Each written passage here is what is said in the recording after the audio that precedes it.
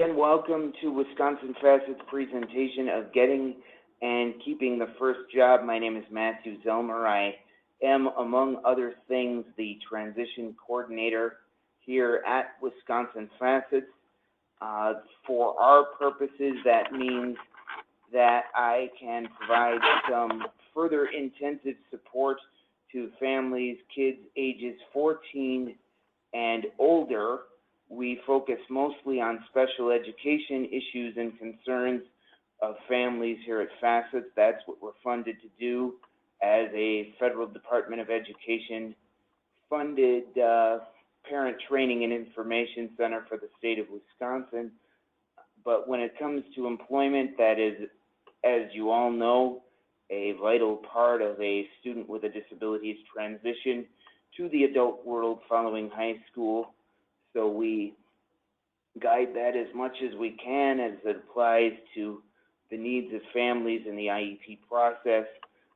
Sometimes the conversation can continue with how to make a referral to DVR or a DVR vendor. So that is something that we do in the bigger picture, though not day to day. So this presentation is not meant to address any, or not meant to endorse, I should say, any specific career planning tool or strategy for finding a job or a career, or not meant to steer anyone toward a particular field if they have a child or a student with a disability. That's what the folks who do this, working on individualized plans for employment, do on a daily basis. That is not what we do. We are here to give families and professionals some tips and strategies for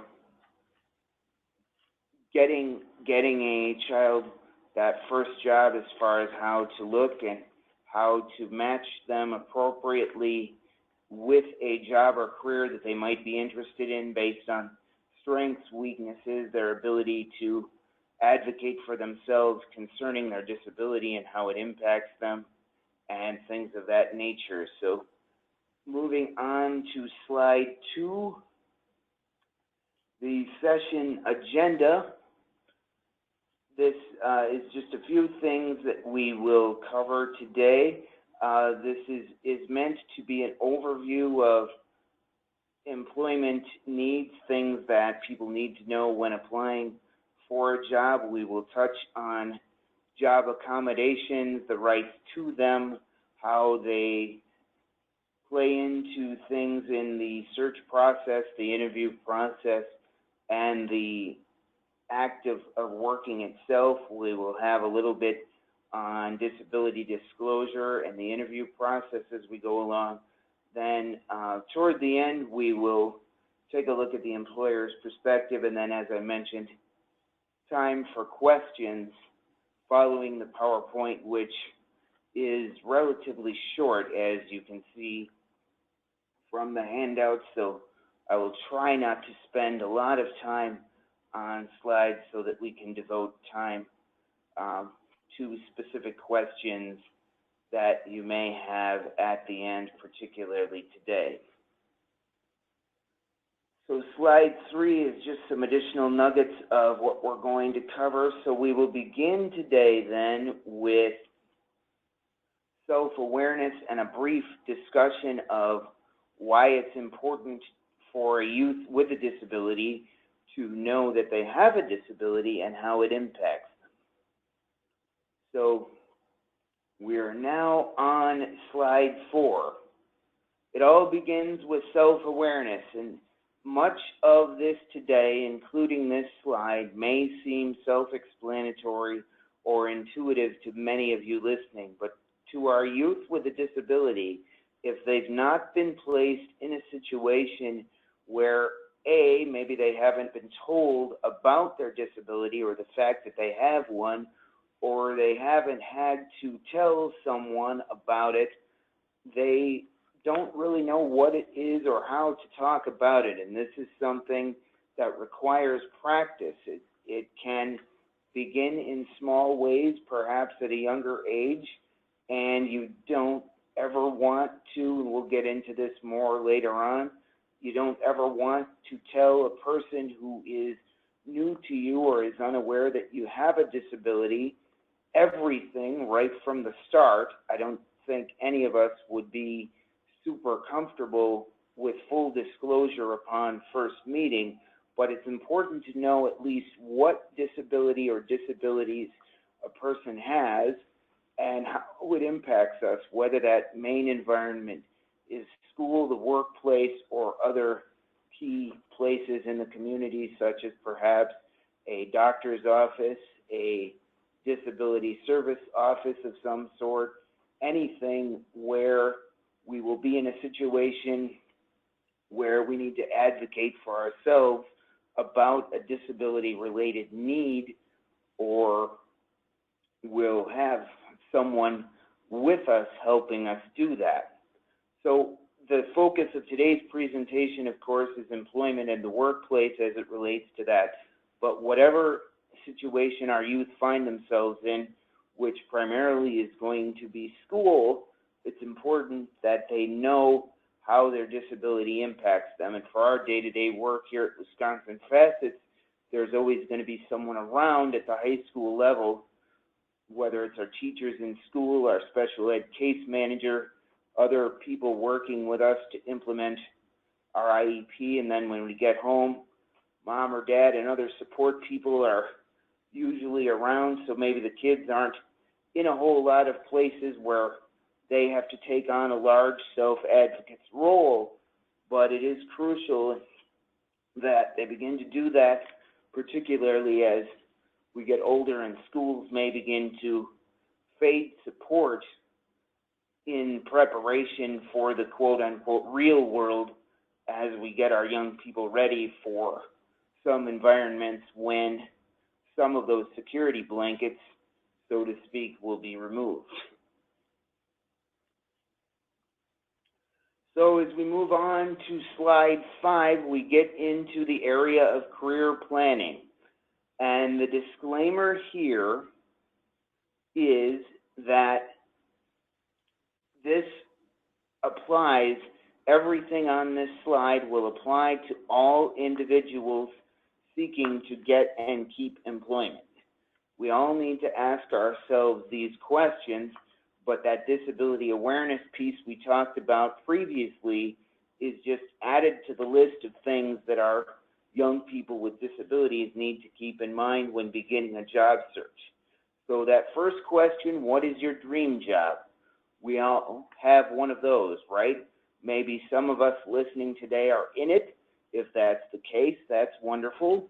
I am not, and probably others of you are not in what you envisioned, at least as a youth, would be your dream job or career. So we need to begin to ask ourselves, if it's through our classes at school, if that's the first spot, what might we like to do for a job and get paid to do it? What are we good at, And typically that begins with a discussion of particular subjects in school, perhaps a required subject such as math or English or history or a foreign language, but perhaps it's more of an elective credit. So when we begin that process, then what do we need to know in terms of actually doing that job? So our public schools in particular, as well as some private, may have a good many resources, such as a school counselor, that can give us all kinds of access to resources of information that will allow our young people to begin researching fields that they think they might want to explore for jobs and careers. So where do we go and what do we need to know to begin learning about that job?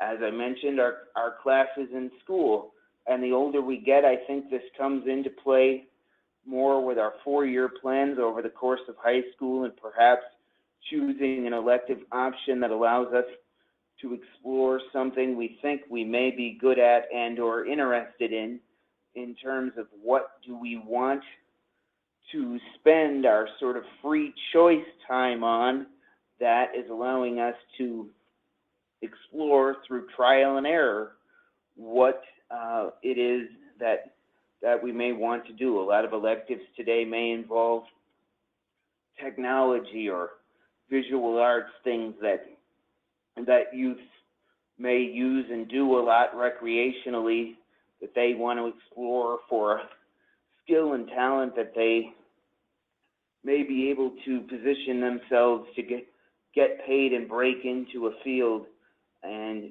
do that as a job. Because the other thing to keep in mind when we talk about self-awareness, most youth will freely admit that they don't want to live at home with their families for the rest of their lives, and it's not a discussion of receiving benefits either, whether they are or aren't, and whether they want to work part or full-time, which we'll get into in a little bit.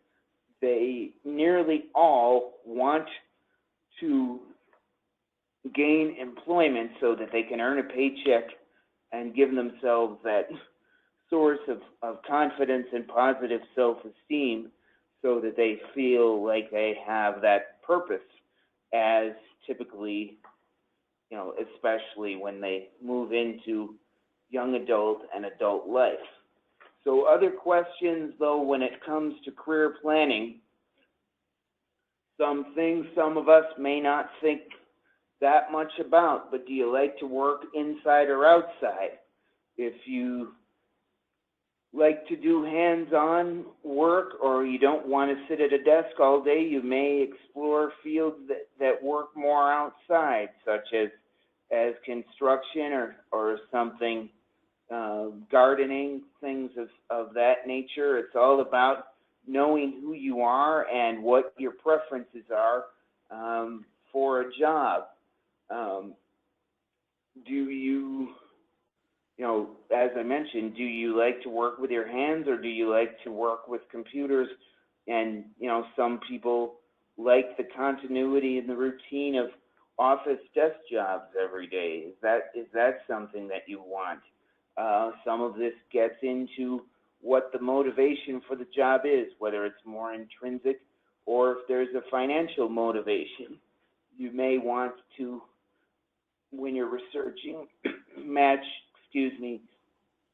job preferences and interests up with earning potential. And then the final bullet point on this slide, do you have good times of the day and bad? Again, something that most of us probably don't think much about because they call it a 9 to 5 for a reason. The cliche, that of course bridges morning and afternoons, but we do have multiple shifts, so maybe if somebody particularly is only able to work part-time or desires to work part-time for some reason, and their stronger times of day are in the evening, they may choose to seek more of the second shift jobs. They may have a hard time getting up in the morning, maybe medically speaking, or taking certain medications. They may want that nighttime job, or they may get fatigued later in the day, so they'll want a daytime job. And many youth with disabilities need to be directed to think and ask themselves these questions when beginning a career planning process. So slide 6 addresses the question of why we do this. It helps avoid poor job matches. I'm a person with a disability myself, and it happens to be a physical disability that prevents me from driving, so it's probably not a good idea if I apply for a job that is driving a forklift or something else physical, such as carpentry or being an electrician. I would not be able to do because I cannot stand without assistance, or I cannot do the motor functions required to perform the job. So these are things we need to know. We need to find jobs and careers that conform to our skill sets and talents as well as our interests, because we all want to be rewarded uh, by what we do, if at all possible. The second bullet point speaks more to what we do daily here at Facets. It's the school piece. Transition plans are required in this state beginning at age 14, as all of you on today probably know, and that's a 2-year advantage over the federal law requirement. So that's something good we have here in Wisconsin. But if we begin the IEP and the transition planning component of that with the expectation that the youth with a disability is going to go to work either in high school or following high school, and it will be a community-based job at a competitive wage, that should be directed in every facet of that plan, the 4-year plan, the post-secondary goal in the area of employment in the post-secondary transition plan, and any needed transition services, as well as the invitation of an agency such as DVR, if necessary, to the IEP meeting, so that all involved, student, parent, school, and outside agency, can have their voice and their role in that planning process. If we plan, and the earlier we do it, it helps our youth begin to think about work in a positive, productive way. And we'll talk more later about how families can help. But one of the major ways is that they can set high expectations for their children with disabilities, particularly in a household in which they may have other children without identified disabilities. We would never expect a so-called able-bodied or non-disabled person not to work when they become a young adult or after they graduate high school or college. So why would we expect anything different of our young people with disabilities? And then the final bullet point here, this career planning helps youth see the future in a step-by-step, realistic way to reach any long-term career goals. When we say realistic, that doesn't mean squash dreams, and it certainly doesn't mean not to set high expectations for our young people, but it does mean, like I said a second ago, to not set goals that are unattainable, such as driving a forklift if you have a physical disability, or I studied broadcasting in college. It would be unrealistic for me to demand or think that my IEP employment goal, the PTP employment goal, was going to say that after high school I will go to work for ESPN or on the national scene. Certainly not immediately. It's not how the industry functions, so I should not have that unrealistic expectation.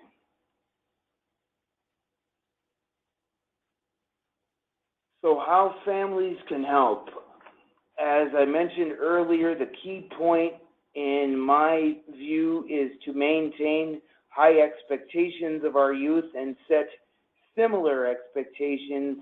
You know, if we have other kids who do not have identified disabilities, you know, more or less hold our kids with disabilities to the same standard and begin to set the same high yet realistic goals for our kids with disabilities. But how do we do that? There is no magic age to begin working with our youth on self-advocacy skills and that early career planning that we talked about, but we can easily begin to identify strengths as they go through school, and it's not just in the academic subjects necessarily, but the earlier we begin to identify strengths, the better, such as if they're a really good speaker and they have really good manners and they can answer the phone in your home, although not that many people have land home phones anymore, but if you can give them the phone and they answer it appropriately, and they can carry on a brief conversation with an adult, that's an employable skill across the board, and that can be identified as a strength. If they get along well with people and work well with people and peers, not necessarily exactly like them, that's a strength. And then, of course, the academics come into play. Many kids are artistic or are good with technologies these days. Those are strengths and have many applications to transferable, employable skills. Soft skills at home, again, there's no magic age to begin this process. We preach for any issue really here at Wisconsin Facets that families are the ones who know their children best. It does not matter the amount of work or the nature of the work that we have spent supporting a family. We always take a back seat when it comes to knowledge of the child to that family member, so you can begin working on soft skills at home. And as it relates to employment and employability, putting them on a schedule, even for a morning and bedtime routine, mirrors what they will do in the workplace, mirrors also, of course, what they will probably be expected to do at school as far as accomplishing things in a certain amount of time, and then moving through a list of tasks or moving on to different things and transitioning. But particularly in the workplace, flexibility is key almost no matter what you're doing. So putting them on schedules early, building up, their responsibilities in the home for doing chores, making sure that they're taking on increased responsibility even for things like meal planning and banking business and those errands that you run in the community. Take them with you, and instead of having them amuse themselves with games or on an iPad, engage them in some way and on some level to what you're doing and how those processes work, because it prepares them for adult life when you won't be around as much anymore, and it gets them used to routines and expectations, and getting places on time is a good one. As they get older, maybe have them make their own transportation arrangements, doctor's appointments, so they get used to doing those things and knowing that things have to be done at a certain time. Those are all examples of how families can help build those soft skills from an early, appropriate age, whatever that might be. Personal networks, very important. I think we all know this. Relationships and not want ads. You can tell this curriculum was written perhaps a while ago, but relationships do provide the most job opportunities, and we all have a network of people that we can access when needed just through general conversation about sometimes beginning at unrelated topics to possible employment. We learn of job openings or possible internships, any number of things that can help our young people make that transition to employment, build up potential references for job applications. Most opportunities will come not from even an advertised opening, but just a business that needs someone, and it's networking, 6 degrees of separation type of thing that leads to them filling the position. I don't want to say, there's a cliche that we've all heard, it's not what you know, it's who you know. I won't say that in making this point, because the knowledge base is important. We need to have skills to make us employable and ultimately successful in the job that we have. But the point is that the relationship and the ability to establish and build and maintain relationships is what's going to lead to connections that lead to job openings and landing jobs and hopefully moving up the career ladder as we age. So everyone has these networks for people with disabilities. There are agencies out there that can help us. The Division of Vocational Rehabilitation, of course, here in Wisconsin, and yes, I know that there are varying experiences and success stories or the opposite of success stories with those agencies, but the situation is improving in terms of waiting lists and the quality of service on balance, so families are still encouraged to use those resources. And then the last point, we are not going to spend time with comments on this, but think about how you found, particularly if you're a parent trying to help your child find a first job, think about how you found it. And chances are pretty good, I'm guessing, that it was through somebody you know. It was perhaps from a conversation you were having with a neighbor or someone at school, or one of your parents was having a conversation with a friend, and that led to you applying and landing that first job. So this gets more into the nitty-gritty now here on slide 9 with the resume. It begins by posing the question rhetorically that I addressed earlier in the presentation about the importance of expecting youth with disabilities to seek employment and having high expectations. So that means that they're going to need to follow the same process and create a resume for themselves. So when it says here, the third bullet point, be creative about what's listed, that, of course, does not mean that we can be untruthful or embellish on a resume. That's a major no-no, as we all know, and we need to teach our youth.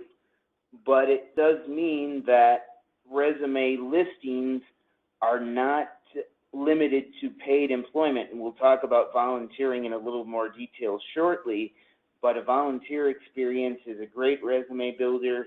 Attending youth camps, places where you've had to be in the company of other people and work collaboratively, hopefully people that are not like you, working toward some goal successfully, some objective that required people to work together in a sense, are things you can list. And the people who run these programs are teachers supervising collaborative activities at school, or even if it's just a regular old case manager or academic subject teacher, can often be the first references for our youth as they create a resume and try to get themselves that first job. And those types of references are also reflected if you take a look at our sample resumes, which are real, by the way, and are being used with consent of the individuals involved. If you take a look at those resumes, they have a lot of teachers and coach type references on them because of their age, lack some work experience that more seasoned professionals in a field would have. They have had to use those people. But the more people you know and the more positive relationships built up with those people, the more likely you are to be able to use them as a reference. And of course, always have the youth ask the potential reference if it's okay to do that, and have them let them know what the position they're applying for is and if they have disclosed their disability to the potential employer. So now, volunteering, slide 10. As I said a moment ago, using volunteer experiences to build work experience and improve a resume is all good. but we get to a point sometimes with certain youth with disabilities that perhaps due to lower expectations among adults supporting the youth, that volunteering may be seen as a substitute for paid employment. This should not be the objective, and for purposes of this webinar is certainly not the objective in giving this presentation and for our youth with disabilities as a practical matter as they move toward adulthood. Volunteering can be a gateway, the old cliche, getting your foot in the door at some place, getting to know those key people at a company or an organization that will be a volunteer supervisor, potential references for you either within that place or another place as you move on from those opportunities. But again, those soft skills, it helps building relationships with other people, interacting daily in the workplace, keeping a schedule, adhering to a list of tasks and deadlines to be completed within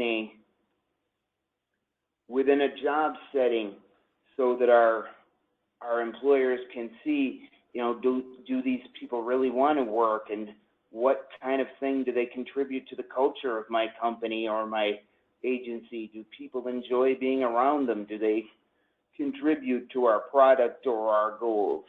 These are all things that employers are gauging 24/7 in their observation and evaluation of any young people, not just those with disabilities, but the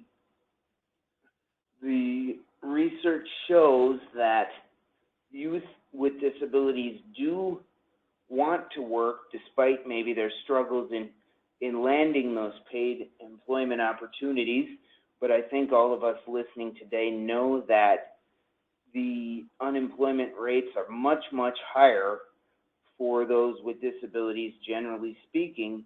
So maybe the expectations are low among those at home or those professionals supporting our young people, but also the conversation needs to be had with employers about the benefits that a potential employee with a disability can bring, so that it shifts to the good instead of, oh, what about accommodations and how much is this going to cost me if I hire this person? Because sometimes our youth with disabilities are just so happy to be given an opportunity, and the idea that someone believes that they can make a contribution, that they will, work extra hard when they're there. They'll volunteer to pick up extra shifts or stay longer in a position, perhaps to come in on what would be a day off because they maybe like the job so much and they just really like that sense of accomplishment and that purpose in addition to the paycheck. So the last point is, you see there with volunteering, is all of this, or much of it, comes down to maybe some trial and error with gauging our students' strengths, interests, and preferences. So volunteer perhaps across multiple fields. Not much more really needs to be said about this, other than the more we expose our youth to and the more different experiences, the better idea they'll have of what they like and didn't like. I don't think there's a lot of us out there that can say that we really enjoyed our first job, be it in a fast food restaurant or working, doing cleaning somewhere or something of that nature, but it taught us the skills that we need, the being on time, the working with others, the being well-groomed and prepared to come to work every day. We may not have enjoyed the work itself, but we learned a lot from it, and hopefully we enjoyed getting the paycheck at least enough to keep coming back. So we need to expose our youth to myriad things so they get to know more what their strengths and interests actually are related to employment.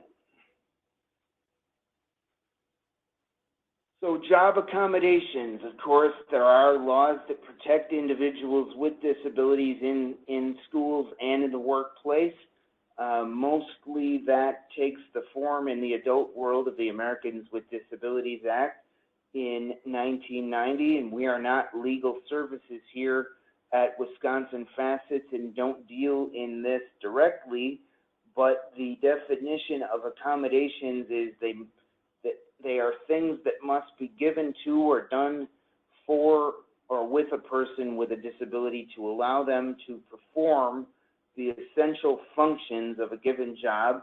Usually they are inexpensive and easy to put in place, and of course they can lead to that positive experience that will get our youth excited about work, leave them coming back and, excited to interact with their coworkers, prove themselves, possibly put themselves in a position to even get promoted within a place or to another better spot. And sometimes that the gateway to all of that can be relatively simple accommodations. Employers need to work with our young people identifying those potential accommodations.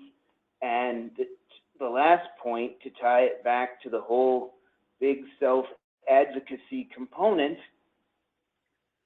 the asking for of accommodations can be used to demonstrate employers because it shows that our young people know what they need and how their disability impacts them. So a couple of examples. Part of my story, how I got my job at Wisconsin Facets, I got it through people that I knew that worked here in a project that I was a volunteer for that we had going on at the time, so that's part of it. But when it came to the opening and seeking that and getting accommodations, what I had to do was initially the application file was distributed as a PDF format. Because of the physical disability that I have, though, I have poor penmanship and it needs to be legible for others. So I emailed and I said, can you convert this to a Word document so that I can then complete this application and hopefully have this job? So it didn't hurt that this is a disability services organization and that I knew some of the folks involved, of course, but this is a good example of self-accommodating, and they were able to provide that for me, and then I typed the answers on the job application, and it was clear, and as I went through the interview process, I landed the position. And we do a lot of paperwork here on the job, and usually when it's something that I know others will need to read, or if it's a check process or something, I type on the paperwork rather than handwriting it so that coworkers can easily read it and do what they need to do with it. Another story that I like to share often as it relates to the inexpensiveness of most accommodations is there is a professional contact that I am borrowing this story from with her permission, but she was once involved on her job with a man who used a wheelchair much like I do, and he applied for a position and landed it, but then upon coming to work, he discovered that the water fountain in his office was inaccessible to him, and when he brought it to the boss's attention, that person immediately kind of went into panic mode and thought, oh no, we can maybe do it, but how much is it going to cost? And I have to hire construction workers to take out drywall and all these sorts of things. But in this story, the gentleman, the employee, accommodated, advocated for himself by saying, no, that's not necessary. Why don't you just install a Dixie cup dispenser lower on the wall that I can reach? I can pull the cup out and get the water from the fountain myself, and that way I'll be able to get a drink. Much simpler and much less expensive than undertaking that construction project to move the height of the fountain, isn't it? So I like to use that story as both initiative and an example of how accommodations are not as costly as many believe. So there are resources to help our young people and those supporting them with seeking accommodations and obtaining those. The best one that I'm aware of, I'm sure many of you are familiar with this also, the Job Accommodation Network, and you have the link within the PowerPoint, has many fact sheets that are disability specific and examples of accommodations, and it can also assist employers with being ADA compliant, and it does a good job of keeping up with any updates or court cases that have clarified the meaning of the law and the reasonable accommodation language and all of that sort of stuff. So I encourage you to check out the Job Accommodation Network. Disability disclosure. We've kind of danced around this a little bit to this point. It may or may not be necessary for you to disclose a disability during the interview. An employer, I think most of you know, cannot ask flat out, do you have a disability, and cannot ask any question that would lead the applicant to have to disclose that disability. So that's part of what makes it a personal choice. And it's only necessary if the applicant feels it's needed to help ensure an accommodation that will be necessary for them to perform one or more of those essential functions of the position.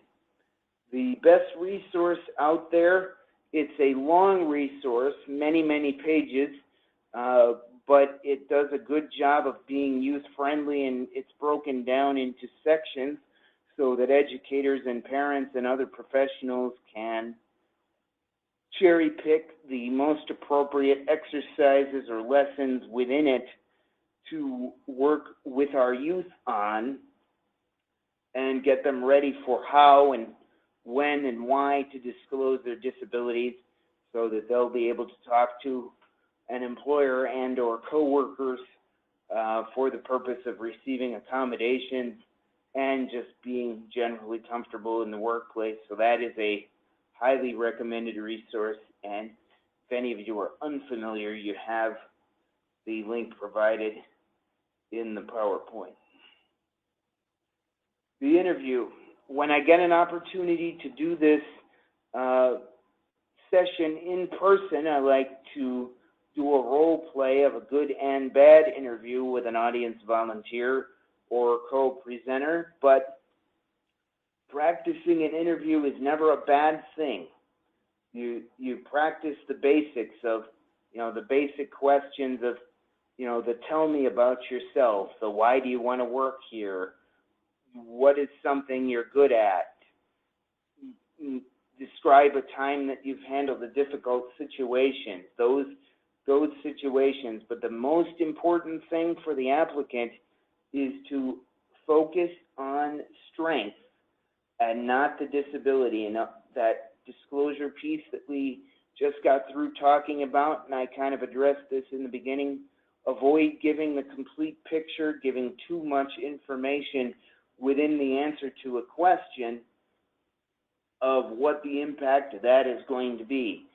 On a lot of jobs, you need to be able to answer questions with customers or other people, coworkers, concisely and be able to summarize key points.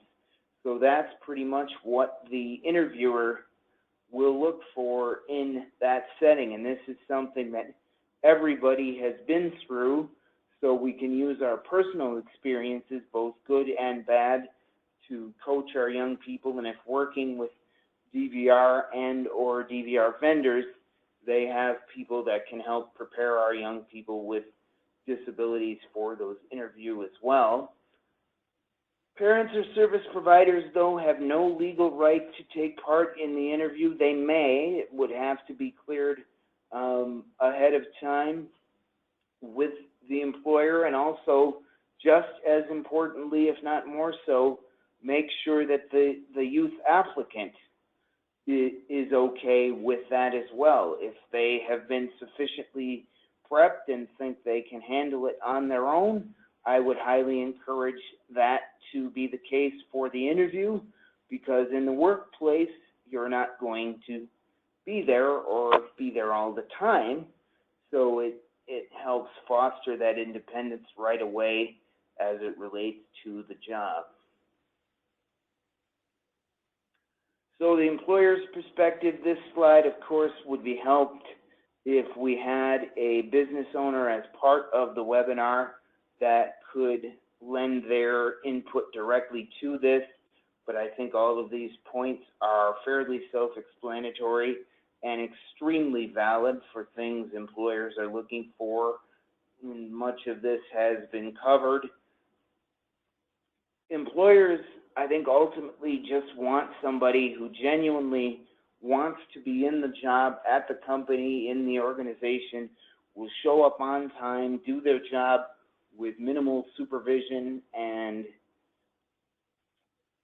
get along with their coworkers and just generally contribute positively to whatever culture is present in the work setting. And that, of course, when I say with minimal supervision, that includes job coaches as necessary and other supporters that our young people with disabilities have and may need to be successful. It includes accommodations that we give them to perform those essential functions, whatever those may be. But basically, if employees want to be there, they'll show up and they'll have a good attitude and do their jobs and contribute to the positive culture of the setting. They should have a positive overall experience there and put themselves in position to either advance in that setting or take on other opportunities, and hopefully better ones, as they move along. Now, that's not to say that as we look now at keeping the job, that's not to say that if you do all those things, the job will be guaranteed to work out. Remember that this presentation focuses on getting and keeping the first job, but that does not mean, and it's increasingly rare, as I think all of us have experienced, that someone is in one job for the entirety of their career and, you know, thrives and is happy in that position. So we expect there to be change, and especially families need to, you know, do what they can to build that support system, whether that includes communicating directly and regularly with the boss or coworkers. That depends on the situation and the individual, but it's okay, you know, despite all of the emphasis on high expectations, it's perfectly okay if some initial opportunity does not work out and we need to explore a change in job or a possible job in a different field as we continue to search for things that our young people with disabilities may like and think they want to do as a job. The youth certainly may decide that the job isn't what they thought it was going to be, and they don't want to do that for the rest of their lives. And the message communicated by support people, by and large, should be that's okay. One of the things we hear a lot is that perhaps young people want to do something like working with animals and they gravitate to them, but we need to make sure they understand the first job is almost always going to be cleaning up after them. It's not going to be petting the dog and walking the dog and frolicking with the animals. It's going to be the grunt work, the stuff that smells and gets you dirty, and they've got to be okay with that before we give them more responsibility within a setting.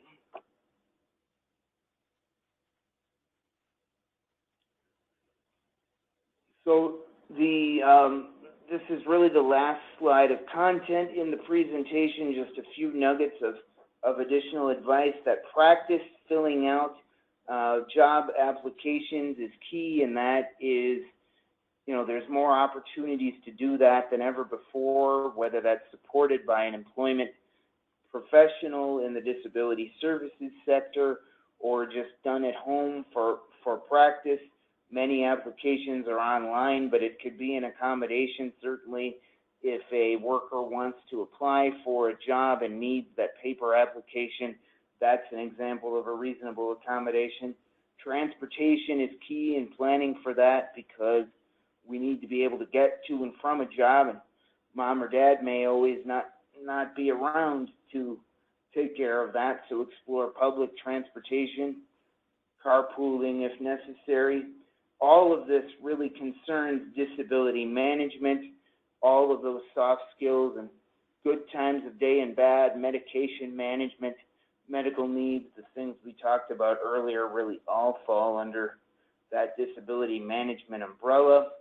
Post-secondary education, not for everybody. I think most of us would acknowledge that, but it should be encouraged whenever possible, because it does lead to more and better opportunities for employment, and that doesn't just mean salary and benefits. And then again, high expectations. The first job should not hopefully be the last, and never stop expecting great things from our people with disabilities. So this curriculum was originally created and has been adapted with permission by our partner center in Minnesota, the Pacer Center.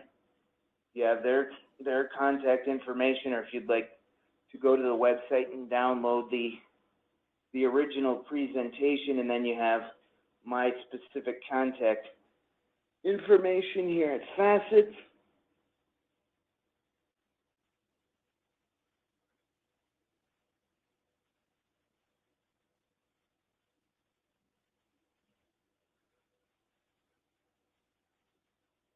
So I will now open it up for questions for a few moments. I don't see any in the chat box.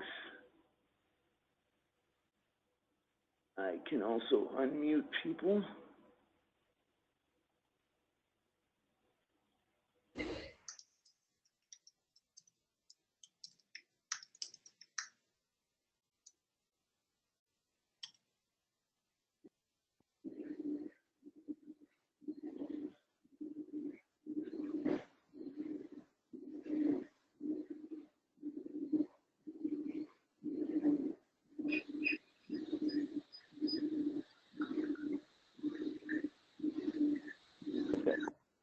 Our last person, okay, they're here.